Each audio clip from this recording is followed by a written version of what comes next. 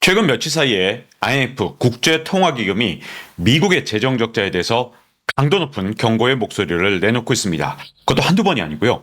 적어도 네다섯 번을 연속으로 지금 미국의 재정 적자가 너무너무 위험하다, 이런 목소리를 내놓고 있는데요. 근데 여기서 아주 중요한 부분이 하나 있습니다. 위험하다의 대상이 뭐냐? 미국만이 아니라 세계 경제가 위험하다, 이런 표현을 굉장히 많이 쓰고 있거든요. 세계 경제가 이대로 가면 정말 미국 때문에 큰 타격을 받을 수밖에 없다, 이런 경고의 목소리이기 때문에 우리나라한테 진짜 중요한 문제가 될 수밖에 없습니다. 자, 일단 피스컬 모니터라고 해서 재정 정책에 대해서 보고서가 나왔습니다. 4월 17일에 나왔는데, 야, 이 미국하고 중국 이렇게 자꾸만 빚낼 거야, 너희들 때문에 지금 세계 경제가 다 위험하잖아, 이렇게 경고를 했거든요. 물론 중국이 더 위험한 상황인 거 맞습니다. 근데 오늘은 세계 경제에 미치는 영향은 미국이 더 크기 때문에 미국 얘기에 먼저 집중을 해볼까 합니다. 중국도 반드시 다룰 겁니다. 자, 근데 미국의 GDP 대비 재정 적자가 얼마나 심하냐? 미국의 재정 적자가 정말 심해도 너무너무 심합니다. GDP 대비 재정 적자 비율을 보면요, 미국이 예전에 쌍둥이 적자라 그러면서 엄청나게 심한 재정 적자를 봤다 하던 시절이 있었죠. 바로 1980년대인데 그때만 해도 정말 별거 아니었어요. 지금하고 비교한다면. 지금의 재정 적자는 정말 미국 역사상 엄청난 규모라고 할 수 있고요. 2차 대전 이후로 가장 최대 폭의 재정 적자를 보고 있다, 이렇게 볼 수 있죠. 더군다나 코로나 때는 좀 이해가 가요. 뭐 그럴 수 있죠. 이렇게 재정 적자를 본 나라가 미국만이 아니니까요. 근데 코로나 이후에 다시 좀 적자 폭이 줄어드나 했더니 IMF에서 이렇게 평가를 했습니다. 2023년에 8.8% 재정 적자를 봤고요. 그 뒤에 24년, 25년에도 재정 적자 폭을 예전으로 돌리지 못하고 있다. 계속해서 엄청난 재정 적자를 보고 있다는 거죠. 그런데 선진국 평균이 마이너스 2%니까 미국의 재정 적자는 3배에서 한 4배 사이를 왔다 갔다 하는 정도로 아주 심각한 수준의 재정 적자를 보고 있는 겁니다. 자, 이렇게 미국에서 재정 적자를 크게 봤기 때문에 그동안 미국 경제는 엄청나게 폭발적인 경제 성장을 이루었는데, IMF는 이렇게 평가합니다. 이건 지속 불가능한 재정 정책 덕분이다, 이렇게 평가한 거죠. 아, 이렇게 말을 어렵게 하냐, 이런 생각이 좀 드는데, 이걸 단순하게 말하면 미국의 지금의 경제 성장은 빚으로 만든 가짜 성장이다. 그리고 나중에 성장을 하더라도 그 빚을 갚을 수 없을 정도로 엄청나게 빚을 진 거기 때문에 이건 사실상 가짜 성장이다, 이렇게 비판을 했다, 이렇게 볼 수 있는데요. 자, 미국의 과잉 재정 지출은 인플레이션을 다시 점화하고 금리를 급등시켜서 전 세계 금융 안정을 위협할 것이다, 이렇게 걱정을 하고 있습니다. 미국이 세계 최고의 글로벌 파워를 갖고 있기 때문에 사실 미국은 금리가 급등해도 돈 찍어내면 또 해결할 수 있는 부분이 있을지도 모릅니다. 뭐 미국이란 나라가 온갖 수단을 갖고 있는 가장 큰 이유는 세계 패권 국가고 달러 패권을 갖고 있기 때문이거든요. 물론 미국이 지금과 같은 짓을 계속 반복한다 그러면 달러 패권도 위협을 받겠지만 지금 당장이야 패권 국가이기 때문에 할 수 있는 수단이 많죠.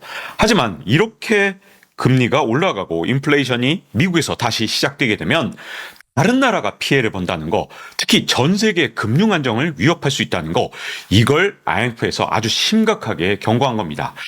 그야말로 정말 미국 때문에 다른 나라까지 유탄을 맞을 그런 지경인데, 미국은 부채 문제를 해결할 생각은커녕 여전히 엄청난 적자를 보면서 계속해서 돈을 펑펑 쓰고 있습니다. 자, 지난 토요일이죠. 부채 문제가 이렇게 심각한데도 950억 달러의 지원안을 또 통과시켰습니다. 우리 돈으로 137조 원이나 되죠. 이건 정말 어마어마한 규모의 재정 적자를 계속해서 감수하겠다, 이런 뜻인데, 자, 겉으로는 우크라이나나 이스라엘, 타이완 등을 지원하는 그런 법안으로 되어 있지만 사실 이걸 따져보면 미국이 이 법안으로 진짜 노린 게 따로 있다는 걸 알 수 있는데요. 방위산업체를 통한 경기 부양 효과를 노렸다, 이렇게 볼 수 있습니다. 이 돈의 상당 부분이 미국의 방위산업체로 흘러가기 때문에 우크라이나에 지원을 하긴 하지만 결국 미국도 이걸 통해서 경기 부양 효과를 누릴 수 있는 거죠. 자, 이렇게 돈을 엄청나게 쓰니까 같은 날 4월 20일입니다. 지난 토요일이죠. 고피나스 IMF 부총재가 또다시 경고를 했습니다. 이번엔 구두 경고를 했는데, 미국이 재정 적자를 눈덩이처럼 불려서 성장률을 억지로 끌어올리고 있지만 그 여파로 강달러, 고금리로 인해서 지금 세계 경제가 금융 불안의 위험을 안고 있다는 거죠. 이렇게 경고를 계속하는 이유, 정말 상황이 심각하게 돌아가기 때문인데요. 이것보다 더 문제가 있습니다. IMF는 정말 끈질겨요. 미국에 대해서 끝없이 경고를 하고 있는데, 자, 이거보다 좀 더 전에 IMF에서 이미 경고를 했던 게 있죠. 소수의 헤지 펀드가 지금 26조 달러에 이르는 국채 시장을 마음대로 주무르고 있다. 이 부분을 경고했거든요. 자, 26조 달러면 우리 돈으로 3경 6천억 원에 이르는 어마어마한 금액입니다. 지금 현재 미국의 국채 시장 규모가 이렇게 커진 이유, 미국이 재정 적자를 계속 보면서 그때마다 국채를 발행했기 때문에 국채 시장이 진짜 엄청 커졌습니다. 그런데 이렇게 큰 국채 시장을 정말 소수의 헤지 펀드가 시장을 진짜 주물럭주물럭 하고 있는데요. 블룸버그에서는 총 10개의 헤지 펀드가 전체 국채 거래량의 70%를 차지한다. 이렇게 보도하기도 했거든요. 심지어 단 8명이 무려 미국 국채 전체 계약의 50% 이상을 좌우하고 있다. 이런 기사도 있습니다. 그 정도로 지금 미국 국채 시장이 어마어마하게 큰데 진짜 몇 개 헤지 펀드가 진짜 쥐락펴락 하거든요. 그 이유가 뭐냐? 헤지 펀드가 물론 돈도 많지만 무엇보다도 헤지 펀드는 자기 자본에 보통 뭐 30배에서 심지어 100배, 200배까지 동원해서 자금을 동원할 수 있기 때문에 이 어마어마한 빚으로 국채 시장을 쥐락펴락 하는 겁니다. 이 과정에서 국채 시장을 진짜 마음껏 휘두르고 있는데, 자, 연준은 도대체 뭐 하냐 이렇게 비판을 하는데, 연준이 사실은 이걸 건드리지 못하는 이유, 첫 번째는 대마불사 때문에 건드리지 못하는 게 아니냐, 이런 분석이 있고요. 두 번째 분석은 연준도 이게 싫지가 않은 거죠. 지금 미국 국채를 사줄 주체가 별로 없는데 헤지 펀드가 요걸 샀다 팔았다 하면서 미국 국채 금리를 그래도 어느 정도 바운더리 안에서 움직이고 있기 때문에 연준 입장에서는 야, 이거 헤지 펀드 아니면 누가 사주겠어. 그나마 헤지 펀드라도 있으니까 얘네가 자꾸만 올렸다 내렸다 하면서 엄청 돈을 벌고 있긴 하지만 그래도 헤지 펀드가 설마 미국 경제 망하게 하겠냐, 이렇게 보는 거죠. 그야말로 황금알을 낳는 거위를 죽이기 하겠느냐, 이런 생각에서 지금 연준이 방치하고 있는데, 이대로 뒀다가는 언제가 헤지 펀드가 마음을 좀 달리 먹고 야, 미국 경제가 좀 깨지더라도 이번 기회에 한 100배 1000배 한번 벌어보자, 이렇게 갑자기 마음을 고쳐먹으면 어떻게 하겠느냐, 연준이 헤지 펀드를 단속해야 된다, 이런 비판이 정말 적지 않거든요. 근데 연준이 아직까지도 이 헤지 펀드에 대해서 아무런 조치를 취하지 않고 있습니다. 미국 정부라도 나서서 이 헤지 펀드에 약간의 좀 제약을 가해야 될 것 같은데, 미국 정부도 지금 국채를 사주는 주체가 마땅치 않다 보니까 현재 헤지 펀드의 시장 장악이 그렇게 싫지만은 않은 겁니다. 근데 문제는 헤지 펀드라는 게 통제가 그렇게 쉬운 게 아닌데다가 더 큰 문제는 헤지 펀드가 실패를 하는 경우거든요. 자기 돈에 예를 들어서 100배를 빌려서 투자를 하면 단 1%만 손해를 봐도 자기 자본 전체를 날리게 됩니다. 한 2, 3%만 가격 예측이 틀려도 자칫하면 헤지펀드 전체가 날아가는 그런 위험성도 있거든요. 그런데 문제점은 헤지펀드가 자신 있는 게 자기들이 워낙 큰 몸집을 갖고 있기 때문에 자기들이 망할 때 연준이 가만히 있겠느냐, 자기들을 도와주겠지, 이런 생각 때문에 위험한 투자를 계속하고 있습니다. 물론 헤지펀드가 지금 연전연승을 하고 있긴 하지만 헤지펀드가 혹시라도 흔들리면 미국 경제 전체에 큰 영향을 줄 수도 있는 거죠. 더군다나 미국 국채에 따라서 전 세계 금융시장까지 불안정해질 수 있기 때문에 IMF에서 계속해서 제발 연준아 그만 좀 하고 통제 좀 해. 미국 정부야 언제까지 이렇게 손 놓고 있을 거야. 그만 좀 해. 이러다 다 죽어. 이렇게 지금 보고 있는 거죠. IMF에서 이렇게 4월 달에 집중해서 엄청나게 경고를 날리고 있다. 그 얘기는 IMF는 이러다 다 죽어, 이 메시지를 지금 미국 정부 그리고 연준에다가 꼭 전달하고 싶어 한다, 이렇게 보여집니다.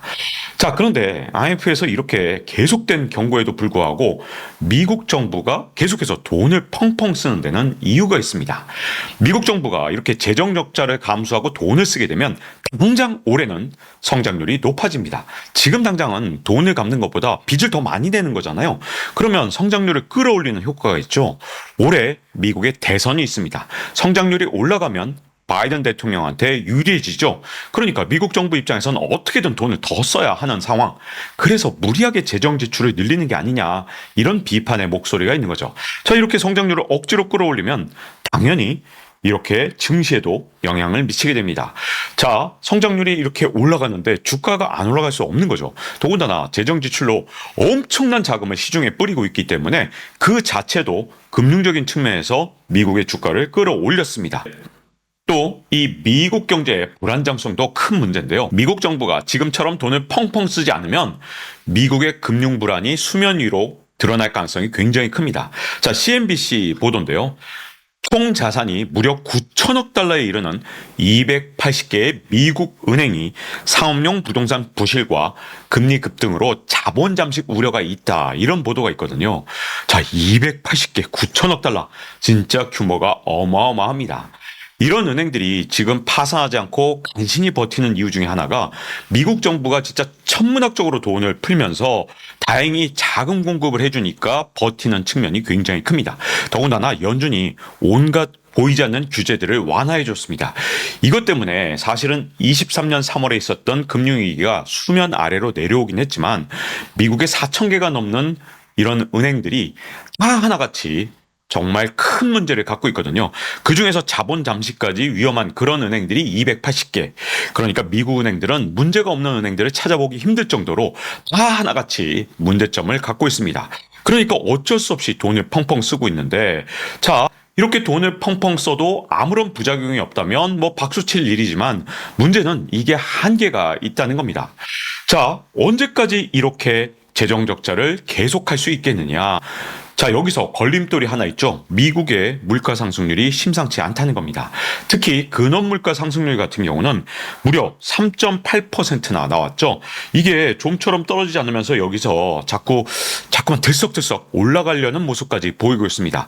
그 이유는 미국 정부가 재정 지출을 이렇게 엄청나게 하다 보니까 결국 물가를 잡기는커녕 오히려 물가가 다시 오르는 불씨가 될 수 있는 그런 위험 요소를 자꾸만 만들고 있는 겁니다. 자, 여기다가 또 하나 문제점은 재정 적자라는 건 결국 언젠가 누군가는 갚아야 할 돈입니다. 그게 미국 시민이든 아니면 다른 나라한테 떠넘기든 반드시 누군가는 갚아야 하죠. 미국 의회 예산국에 따르면 자, 미 연방정부의 부채가 26조 달러, 아까 말씀드린 것처럼 3경 6천조 원이라고 합니다. 자, 미국 GDP의 이미 97%까지 됐고요. 26년이 되면 국채 이자만 한 해에 1조 달러를 돌파하게 됩니다. 천조국인데 천조국이 부채가 천조국이 아니라 국채이자만 천조국이 넘는 와 진짜 어마어마한 이자를 감당해야 되는 거죠. 자, 그러니까 IMF에서 또 경고를 합니다. 야, 니네들 이래서 되겠냐.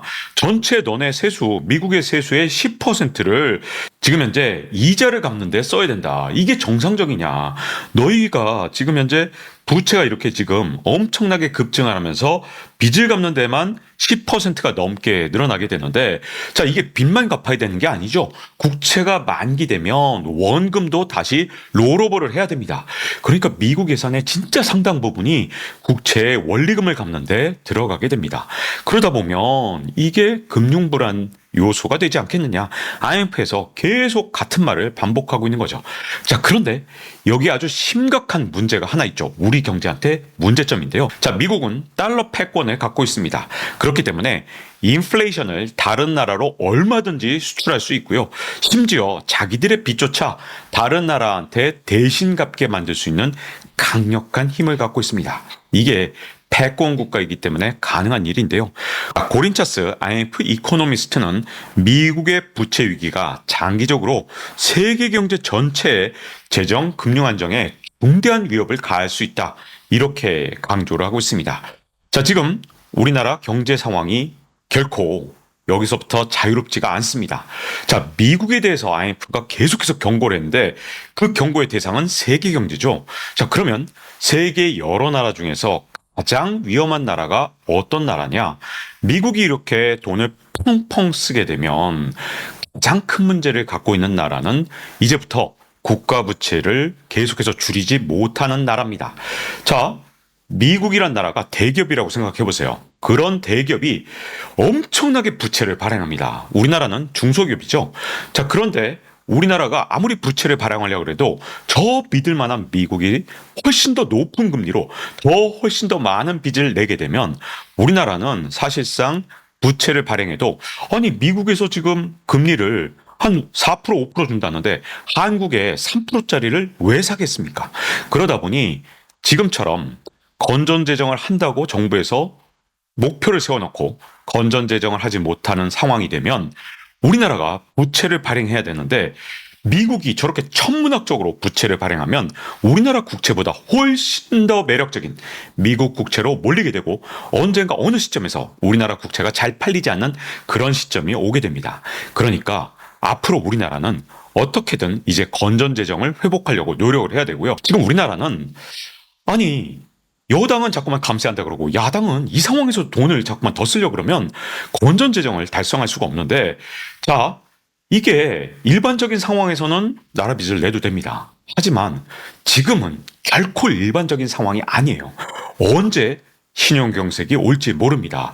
지금 IMF에서 계속 미국에 대해서 경고를 하고 있지만 그 대상은 미국이 아니라 세계 경제입니다. 어떤 나라를 계속 경고하고 있느냐?